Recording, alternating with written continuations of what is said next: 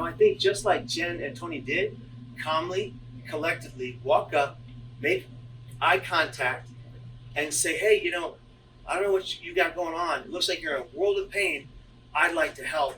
Is there anything I can do to keep you here?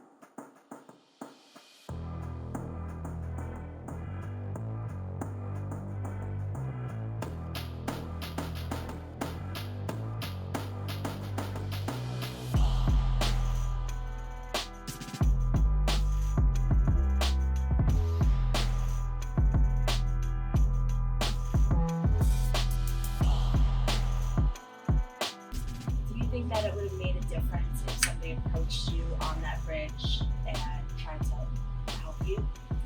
My dad tried to help me that morning. He really tried to help me that morning. What he didn't say was, Kevin, are you suicidal? And I made a plan.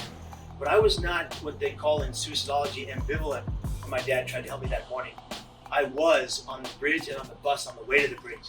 If anyone on that bus, of the 100 people there who saw me crying and screaming to nobody, to people that weren't there because of the hallucinations, if anyone on the bridge or on the bus that day had said something to the effect of, hey kid, are you okay? Brother, is something wrong? Or can I help you? Or you don't look too well, I would have told them everything. I was ambivalent on the bridge. All I wanted was for somebody to save me. I could not speak out. I needed them to reach in. And nobody did. The only person to stop me was a woman who said, will you take my picture, in an Eastern European accent? And I really, at that moment I said, absolutely nobody cares. And the voice in my head, the auditory hallucination that had been plaguing me for years, screamed, decimals I won't share with you because it'll pierce your eardrums, jump now, and I did. And so I think that if we can be bystanders like Jenn Principe and Toni Musso and do something when we see something that seems off, just like Jenn did and just like Toni did, they saved a life. And that is powerful. And if we all recognize our inner power to augment the destiny just by caring, we could all be Jenn Principes and Toni Mussos. What went through your mind when you heard that they had saved this person? It was because of your story. It's a mind-blowing thing when all you do is say some words on a television show and other people, wherever they are in the world, decide to take action and do something that is right and good. It warmed my heart. It made me feel like this work is reaching its purpose, and it made me smile. It made my whole family smile. So, if we can just recognize that we have the ability to give to someone, I firmly believe that giving is the true receiving. I believe that it's all of our greater purposes. If you look at people who give to a certain cause outside of themselves that is good and positive, they are 63% more mentally healthy than those who do not, people who volunteer for others. So I look at this as my mission with my wife, with my family, with my friends, our foundation, our movie, to go and give to others so that they can change their lives. People from all over the world across the 20 years we've been doing this work have told me and my wife that this story helped save their life.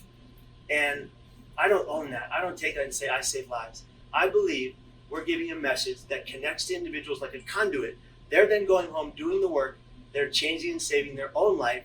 And then they come back and they say, I did it, but they did the work. They did what was necessary to get to a better place. And if more of us could do that, like Jenn and Toni, man, this world would be so much better than it is right now.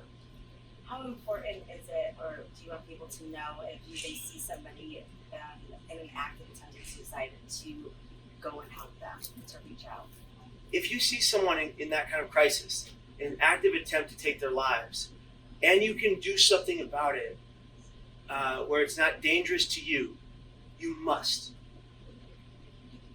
It's the same notion as giving back to someone who has no food or no money or no house. we must give back to them. And if you see someone in that danger, and you are physically capable of keeping them safe for that moment in time, do it. Do it, because what if that was your son or your daughter, your wife or your fiance, your husband or your brother or your friend? You do it for them.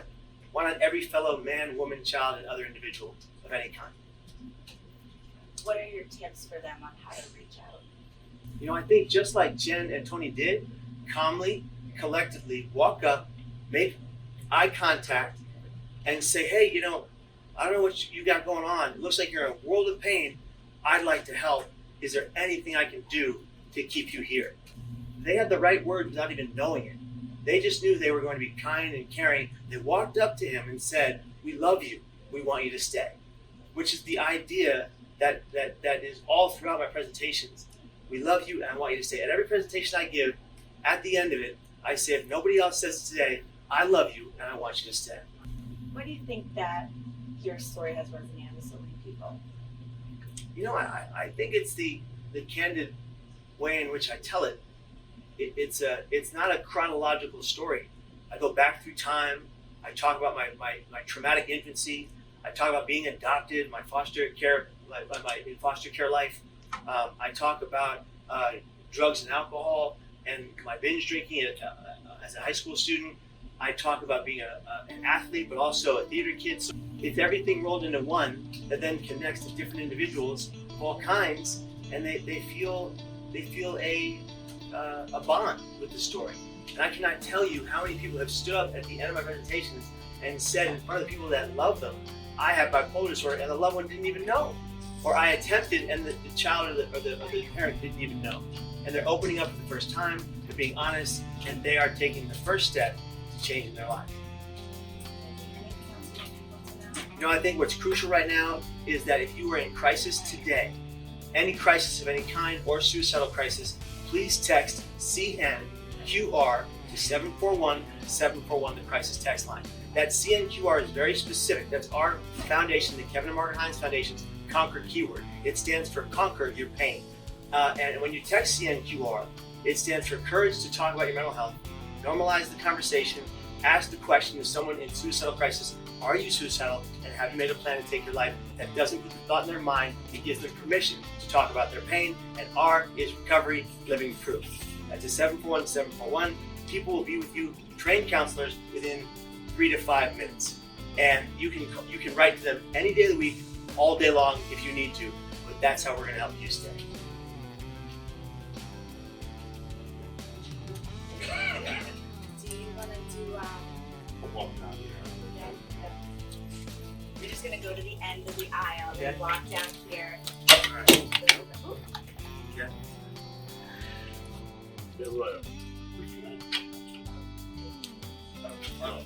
Mike, come in. Yeah, Curly's going to walk with you. All right, sounds good. All right, here we go.